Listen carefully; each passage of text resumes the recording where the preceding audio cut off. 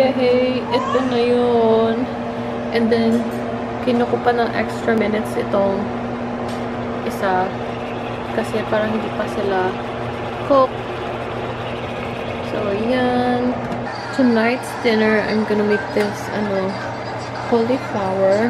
So, i-fry ko siya with onion, garlic, carrots, green peas, and then lalagyan ko ng butter, sesame oil, i-fry ko siya sa sesame oil, and lalagyan ko nitong tamari.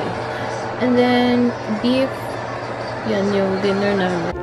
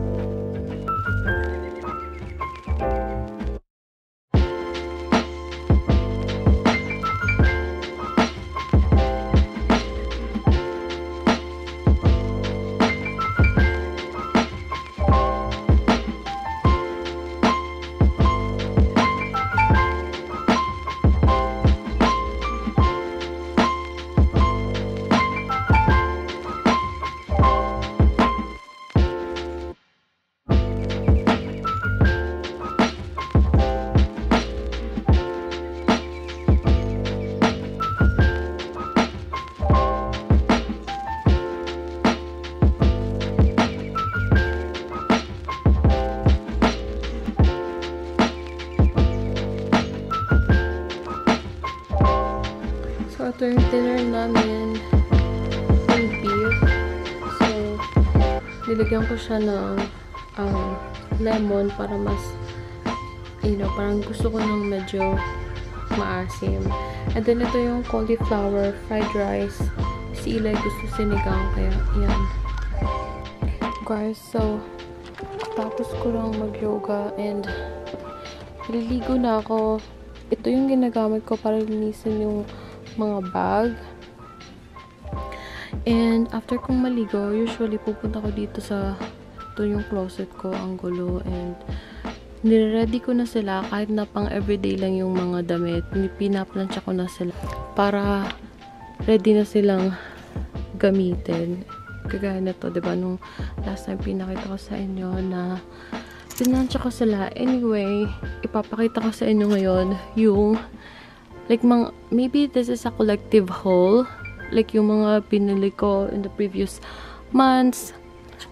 Ito, hindi ko pa nagagamit. But I really like it. Kasi, diba, Dumbo. This is from Zara. And ito naman, I saw Vice Ganda kahapon sa Showtime. And I think ito yung suot niya. I really like it. Very Miu Miu. Kung nanonood kayo ng mga runways, I think very similar ito sa design ng Miu Miu this fall. So, ang ganda nitong crackles detail dito sa may area na to. Ayan. And then, ito, pwede mo siya gawin na ribbon. So, pwede siyang i-ribbon and then long sleeve siya. So, pwede mo siyang like, if you wanted all black, pwede siya ng ganyan. Nako, hindi nakikita. Ilabas ko kaya. Ganyan. So, pwede siya with a skirt or anything. So, pwede mo siya i-dress up or i-dress down. Diba? So, ito yung sinasabi kong details dito. Ang ganda. Like, very Miu Miu. So, another one is this, well, hindi to, but sinasabi ko lang na pwede siyang ibagay dito sa, like, skirt, long skirt. And then, itong sweatshirt from Zara din. So, ganyan, pag tinatamad ka, diba? And gusto mo din maging mukhang presentable. This one naman is, I got it last spring from Zara. So, ayan. And then, ito naman is a sequin top. Hindi ko pa siya nasusuot kasi every time na itatry ko siyang isuot, nagbabago yung weather. So, yun. I really like this kasi kakaiba siya. And then, this skirt, parang satin skirt from Zara. Like, I really love Zara. Who doesn't love Zara, diba? And then, itong dress, I really love this dress kasi ngayong mataba ako. Hindi pa ako naglo-lose ng weight. Whatever. Ito, I really like this kasi nga yung sleeve.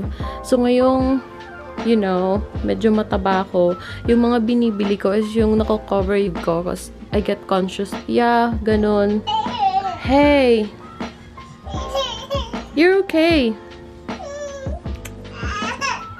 So, yun yung top, yung pinakita ko last time. Ito yung yellow and winter. Yeah, okay. You're gonna take a nap? Yes? Okay, let's go. Got this last spring and hindi ko pa siya nagagamit kasi I don't know. Pero like, yeah. So, maganda siya with another black top or anything white. So, yun. So, this is how I like organize my closet. So, kahit pang everyday lang, inaano ko siya, pinaplan siya, and then hinahang ko na. So, yun lang yun. Dito naman yung mga ibang gamit. Medyo magulo yan kaya hindi ko ipapakita.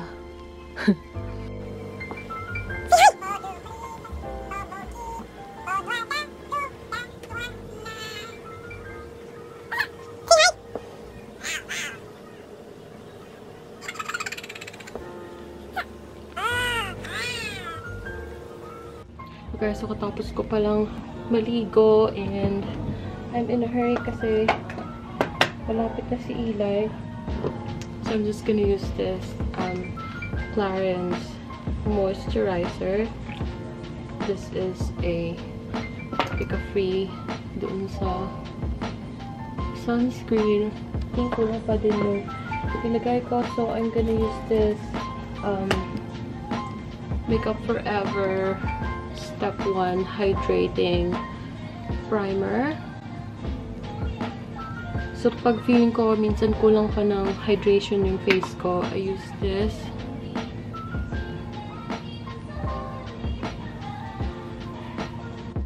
I wanted to be fancy today, so I'm gonna use this Guerlain Essential Foundation. Compared to sa Pat McGrath, yung Pat McGrath, I feel like sometimes hindi siya bagay sa skin ko. Like ito, I've tested it a few times. Like sa kind ng skin ko kasi minsan my skin is so dry and minsan naman my skin is combination. So it works well with that kind of kung ano man yung pinagdadaanan ng skin ko. Yan, I'm gonna use a brush. This is Makeup Forever brush.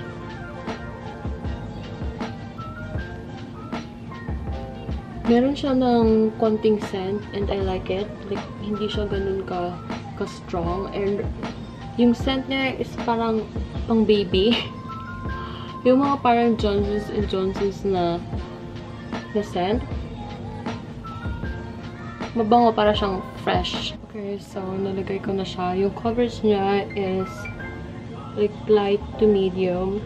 Then I'm gonna use this Revlon Color Stay Insider palette. I really like this kasi like match yung shade niya. Ganyan. And all you need na mga color is nandito na. Lagyan ko lang siya dito sa ano. Like here, para ayan, or teardrop effect na.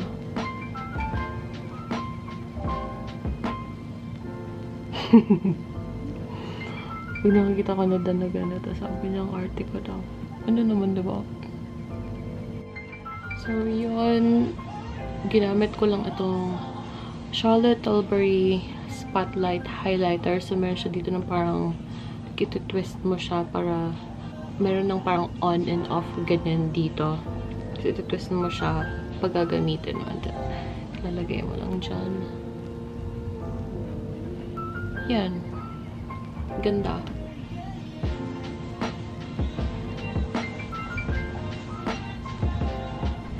So, yung lipstick ko, ano yung gagamitin ko today? Hindi ako ka-decide.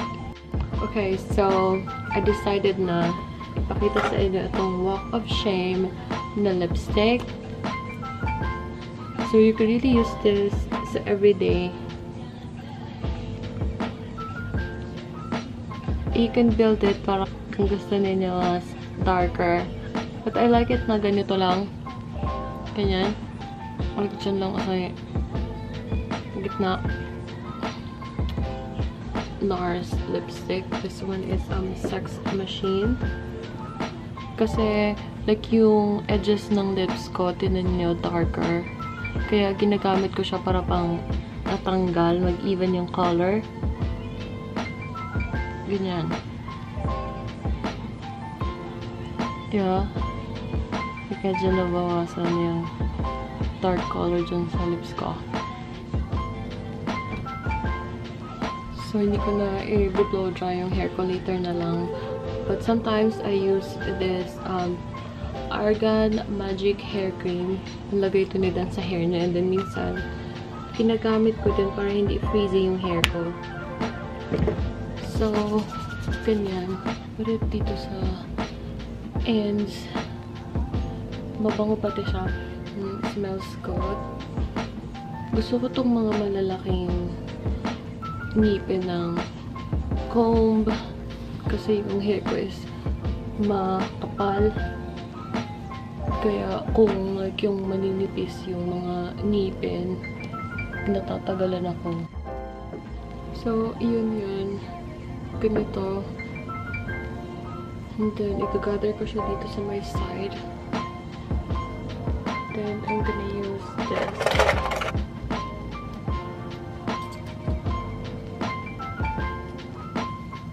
So, ganyan lang kapag nagmamadali. I'm done. Pwede na akong lumabas. So, ito na yun yung everyday look ko pag nagmamadali. Under pressure. Kasi gusto ko pa din naman, like, you know, maayos tingnan pag lumalabas dyan. Diba? Masaya makakita ng mukhang decent naman. Hindi naman decent, pero I mean, like, medyo nag-effort na mag-ayos, diba? Oh yeah, I forgot. Like, papango. Ito na si Lydia. Natulog na dito. This is why it is important for me na mag-vacuum ng floor every single day. Ito, very helpful talaga ito sa mga areas na kailangan i-vacuum yung mga liit. But pag halimbawa malaking area yung kailangan kong i-vacuum, especially itong carpet, ito yung ginagamit ko. Ito sa mga area na mga like yung headboard ng bed. Yan. Pinapatry ko sa kanya itong binili naming shoes. Ang cute na to, oh, Melissa. But, yeah, medyo fuzzy siya kanina. Ang bango pati na to. So, yun. Natapos ko din siya around like 2:30.